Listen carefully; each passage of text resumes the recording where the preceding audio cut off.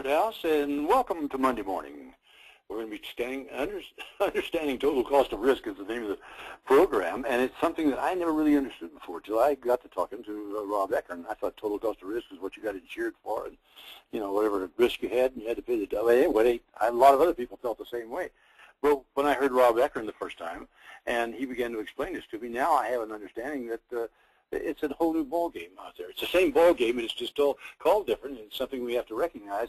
I'll tell you about Rob. I've known him for many years, about 30 of his 40 years, 35 of them when he came into the agency business back in Fargo, North Dakota. He was you started your own agency from scratch? Well, that's right, George. I was a young man at the time and probably too stupid to know I couldn't do it, so I just did it. And oh yeah, but then you started producing for Willis, and anyway, I mean, you became a real producer for them. Willis, of course, was one of the huge ones. I knew a lot of their people over the years, and then you started. I guess you've been consulting for something like 20 years now, and your organization consults for big businesses. Well, for big on a big account, bigger accounts, or at least commercial lines accounts.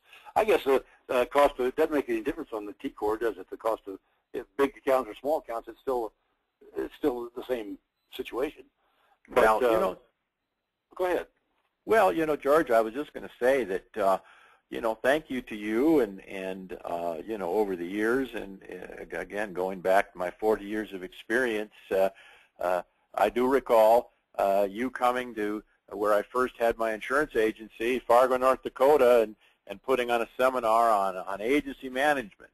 It was a 2-day seminar, and those were the good old days, George. But, since that time, I did leave North Dakota, moved to Phoenix, became part of Willis, and ultimately one of the top brokers inside of Willis. We work now with primarily large brokers, many of which are top 100 firms, in helping them understand how to differentiate themselves by producing large accounts and in working with total cost of risk. Now, total cost of risk, or TCOR as it's commonly known, was first developed by risk managers in the 70s, and it was developed so that risk managers could have a conversation with their bosses in the financial suites, with the CFOs, because in many cases the CFOs or the executives of the firm would say to the risk manager, you've asked us for an extra $200,000 for our budget next year. What are we going to get for that? So the risk managers had to have a way that they could actually show the ROI to their bosses. Well, during the 80s, this was adopted, this methodology, by the mega brokers, and that's when they first started working with it, and I was one of them, because it gave us talking points with large buyers. It allowed us to go in and be perceived as sitting on that same side of the desk with the buyer, so that we could show them how we were helping them impact their costs. And it became translated into the middle market agents and brokers and middle market buyers in the 90s. In fact, our firm was the organization that did bring this to the middle market agents and brokers. Others have since copied it, and as we're going to talk today, in the true sense of total cost of risk, there is a difference between what is the accurate total cost of risk and those that in some cases are being shown to buyers and brokers. But it's the only way of actually creating a value proposition, and everybody talks about that now, in the value proposition. But total cost of risk is the only way of actually creating one. Now, George, when we talk about total cost of risk, what we have to really understand is that the premium, in many cases, is the smallest part. When you look at how you can help a buyer cut their costs, it's really the smallest part of their true costs. So firms that understand this, and brokers who understand this, are able to bring in risk control services, claims management services, and talk about their impact on the buyer. Now, they'll then begin to say, oh, by the way, we can get you a quote-unquote competitive premium too. Now, this particular survey was done a number of years ago, and what it showed is that 20% of a buyer's cost savings is in the insurance premium. The rest is in total cost of risk. Well, that's an important number. Wow, that's scary. I had no idea it was that way. Well, and you know, George, what's happened over the years is the buyers that have been chasing, or the brokers that have been chasing it on the right side have been chasing the wrong rabbit, because you can't continue to sustain premium decreases, and everyone talks about the price sellers. Well, if you're chasing only the insurance premium, you're leaving 80% of the buyer's costs on the table, and that's why many brokers and agents find themselves with broker of record letters put against them, or the astute ones work on the left side, and that's how they're able to get the broker of record letters in midterm. So before we get into the actual nuts and bolts of this, we've got to at least kind of have a basic understanding. Total cost of risk is made up of 4 distinct pieces. Yes, there is the premiums and maybe the fees or any assessments if it's a captive operation. Anything having to do with the risk financing costs, yes, that is a piece of it. But then there's the buyer's loss costs, retained losses, and indirect loss costs. Now, many agents and brokers miss this because they're passing losses off to the insurance carrier. They might not be dealing in a captive or a high deductible plan. It can well be a first dollar program where the insurance company is paying all the losses. Well, when that happens, what the broker is missing, and it's the key to this, is all the indirect loss costs that are still burning a hole in the buyer's financial statement.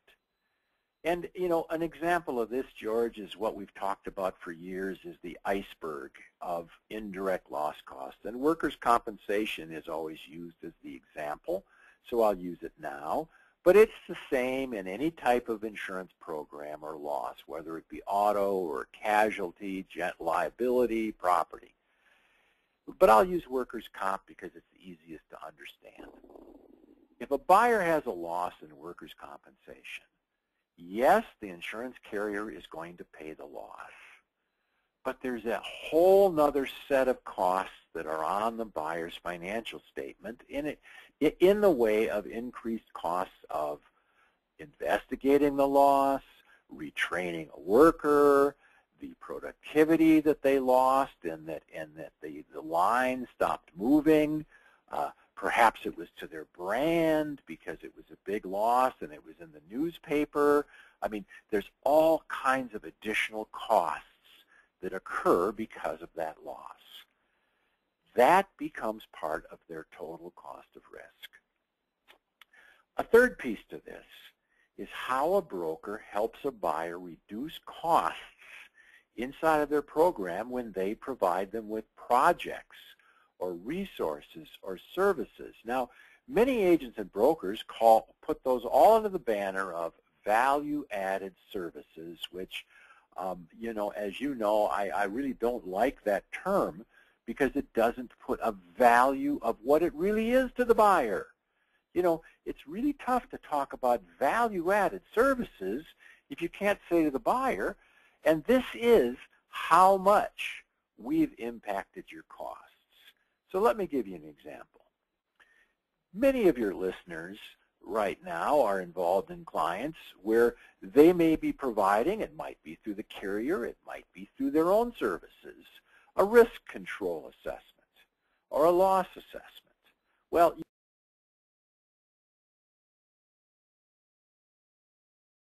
that is a cost that the buyer didn't have to pay someone else, a third party, let's say like a consultant. And that is the impact of handing them anywhere between $2,500 and $25,000, depending upon how complicated the risk is in a consultant's report. Or a situation where a broker may untangle a buyer's certificates of insurance program. And we've all seen those where a broker may help a buyer untangle a program where they had maybe 2 or 3 or 400 certificates of insurance. You know, that's a project that's worth anywhere from $5,000 to $10,000 to the buyer. And we don't talk about those things.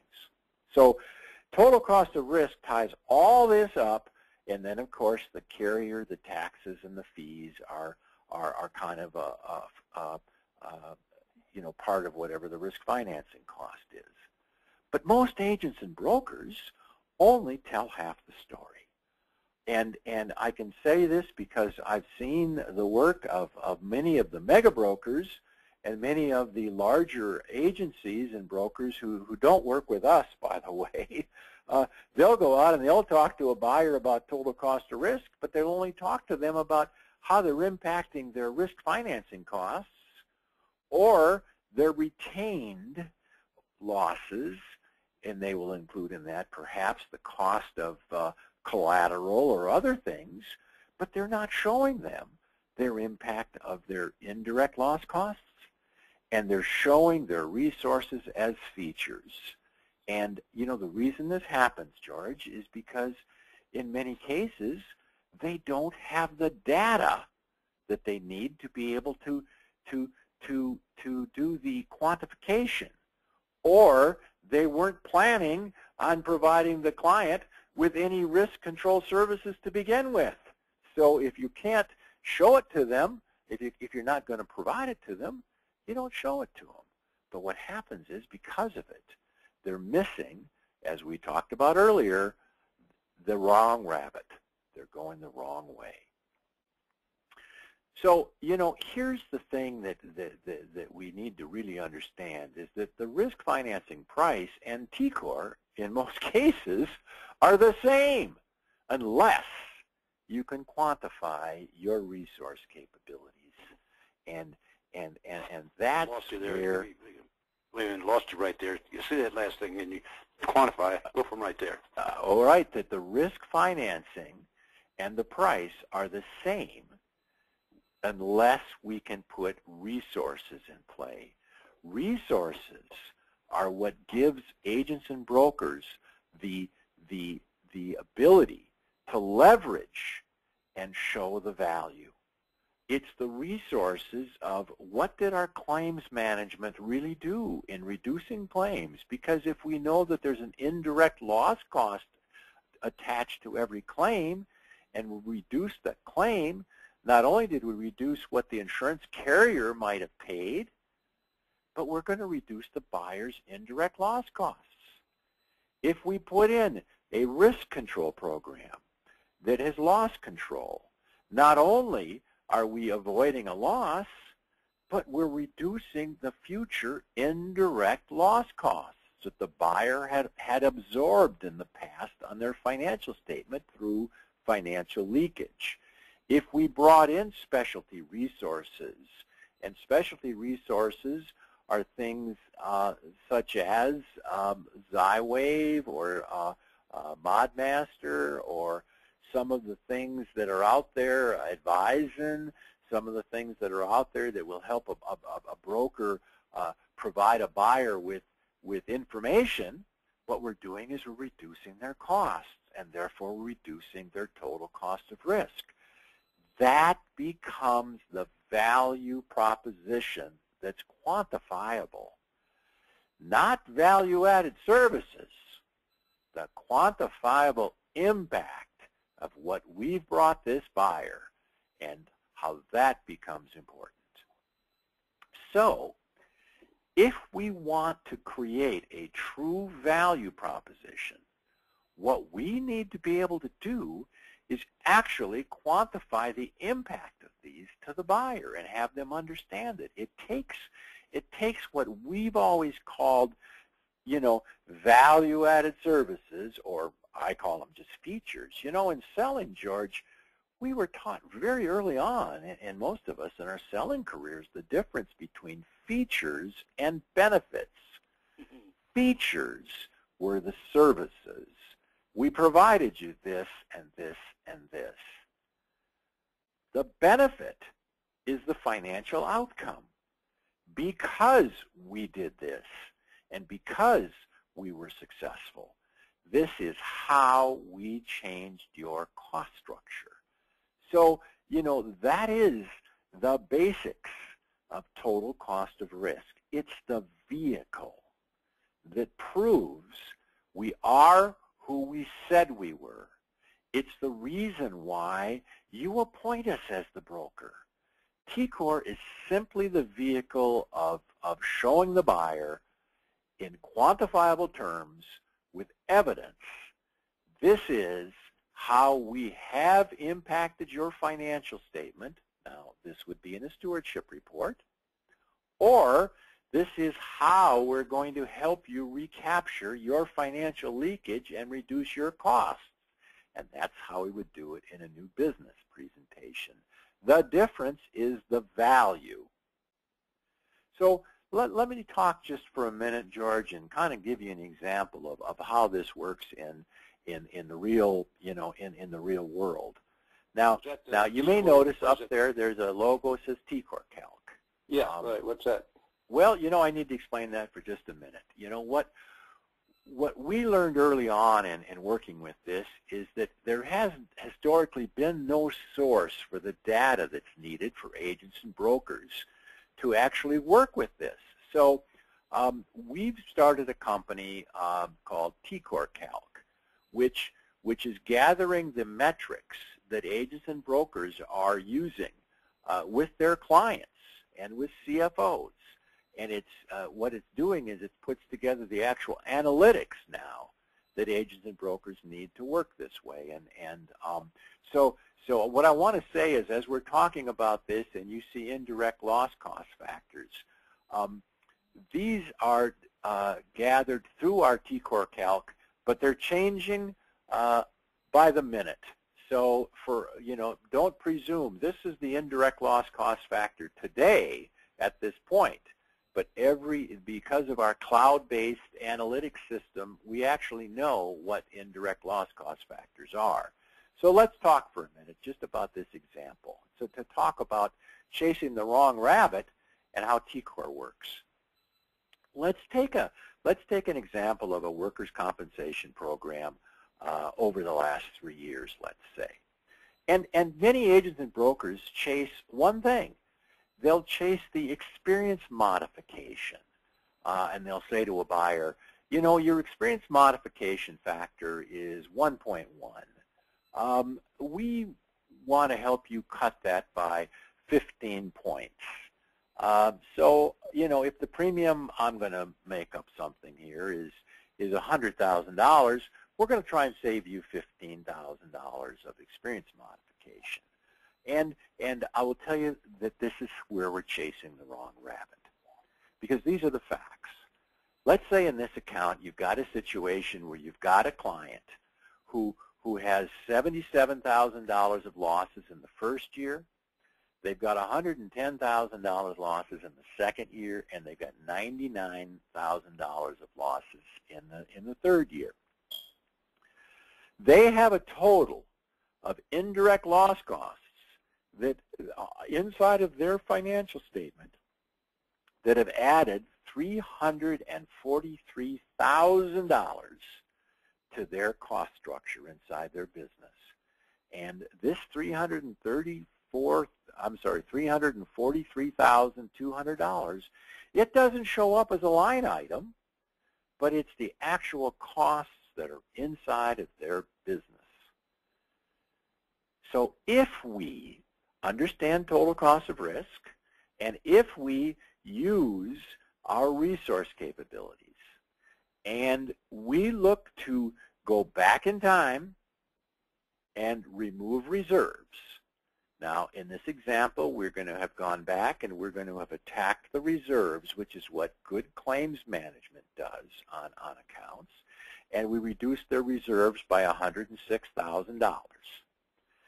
And if we can go forward and know that we're going to help them avoid losses of $178,000, what we're looking here is a stewardship report says we're going back. If this was a new business presentation, we would go forward. But here's what it means to them. If we're going to go and we're going to reduce their losses, and we reduce their claims, let's say, by $22,000. If we reduce their claims by $22,000, suddenly we've got an indirect loss cost reduction of $26,400. Going forward, we're going to have avoided some of these claims, and that's going to be another $54,000. So what we're doing in essence is we're reducing their claims by $67,000 using an indirect loss cost factor of 1.2. Now we've got an $80,000 cost reduction. So let's go back to our example. What we're looking at here is using the same numbers that we had before, but we're reducing these loss costs by $80,000. And because of it, we now have a revised loss cost, the revised costs of $262,000. So what's happened here is we reduced their total cost of risk by 24% from the indirect cost structure. Do you see what happened there, George? I think so. I think I have to study this, but I can come back to it. Go ahead. Well, I mean, you know, what we did is if we can reduce their loss costs, which is what we've done, we in essence have reduced their cost structure by $80,000. And before, when we were just looking at trying to change the insurance premium by an experience mod of 15 points, we were going to save them on a $100,000 transaction. We were going to save them $15,000. Here, we reduced their cost by 80, and the premium hasn't changed. And that's how people take broker of record letters.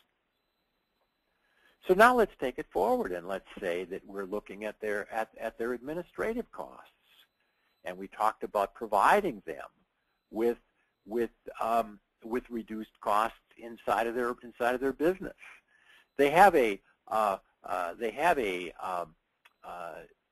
let's say, for instance, they have a fellow that is, or a person that is their, it's a contractor, and they have a person that is their job superintendent, and he's costing them about $80,000 a year. But 30% of his job is to go to different job sites and put on, make sure the safety is being put together right, making sure the training is being done correctly, et cetera, et cetera.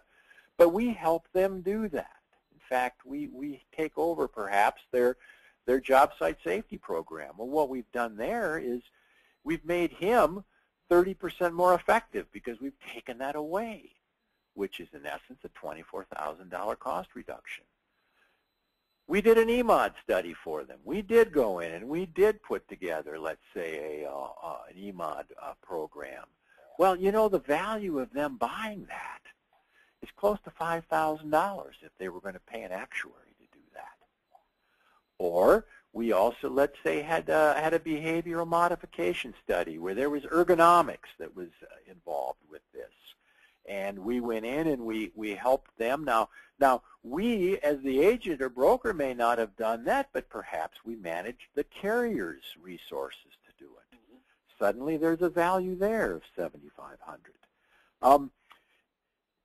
You know, when you talk about some of the portals and some of the things that I'll use again, iWave as an example, just because they come to mind, a big piece of what they do, if those of them that use it, is they provide regulatory information, et cetera, et cetera.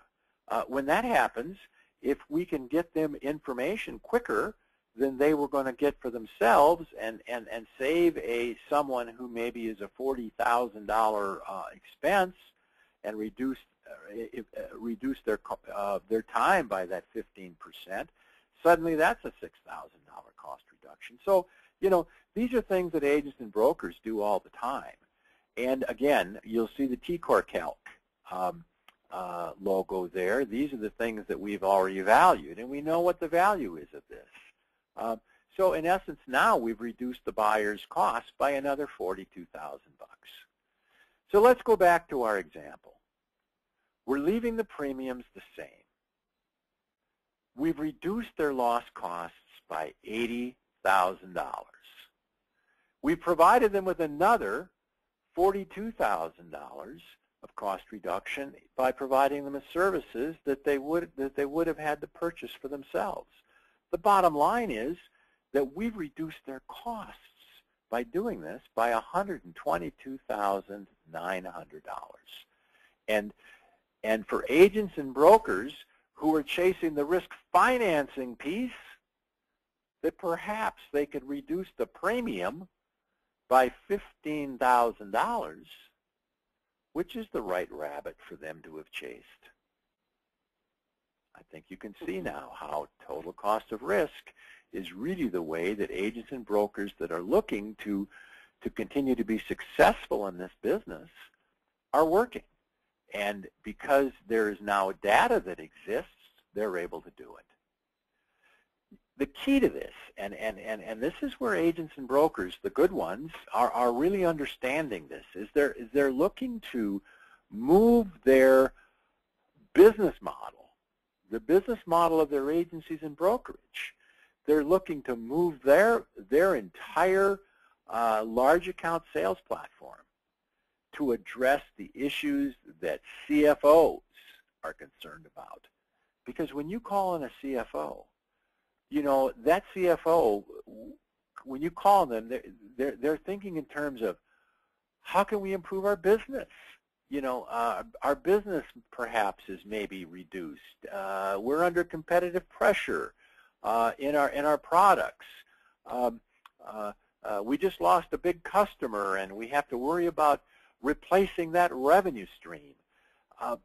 Everything we're talking about now in reducing their cost structure is able to offset some of these things that firms have been worried about for a long, long time. For the very first time, agents and brokers are able to call that CFO and sit on their side of the desk.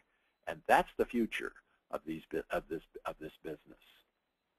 Because what it's going to let us do, and this is a subject that we'll be talking about at an additional point, is you can say to a buyer, these were your costs before us, these were your costs with us, or that's a stewardship report. Or on a new business, this allows them to call on a buyer and say, this is what your current cost structure looks like, and this is what it will be with us. Now, when we apply this to your various business metrics, which is really the key to the future of business and our business, when we apply that to that, if your profit margin is 20%, we can provide you with an additional X amount of profit. See, all of a sudden now, we're not in the value-added services business. We're in the outcome business. And that's what total cost of risk is used for. So, total cost of risk is a huge subject. But I think, as I mentioned to you, it's really the only measurement for a brokerage client value, because it gives you that 360-degree view of what you've actually done for a client or what you're going to be able to do for a prospect. And for years in this business, we've always talked about trying to differentiate ourselves by something other than price. Well, this is it. This is the only way to do it because it lets you translate your outcome to the client's financial statement, and it gives the buyer evidence based upon fact as to what the outcome that the broker is providing a buyer. And George, what I want you to know is this is how the large brokers work on a daily basis. On large, I mean huge accounts. This is how they work. But now what we've been able to do is bring this into the middle market so that middle market brokers and regional brokers and independent brokers can work with the same level of confidence and work with larger accounts, because that is going to be the future of our business as more and more agents get intermediated by, simply the commodity.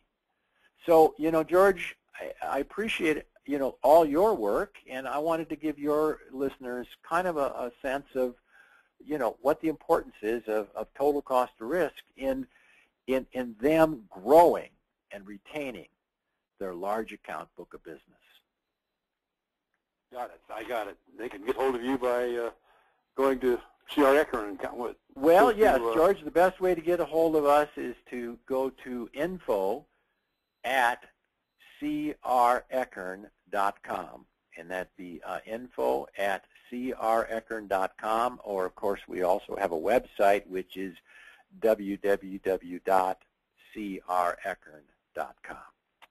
Well, Ron, you've opened my eyes, and I suspect that this is the second of 4 of these we're going to do. You're going to do another one on preparing and delivering stewardship down the line, and we're going to do another one on the new business broker of record appointment. And these would be ideal for any agency doing commercial lines in the middle market to get this in front of their people. All 4. This would be a great lesson, and I'm sure that they call you, you'll be able to help them. So thank you very much for all this, and I appreciate your picture and my picture in the August issue of Rough Notes, telling about Monday morning. So that was really kind of nice, wasn't it?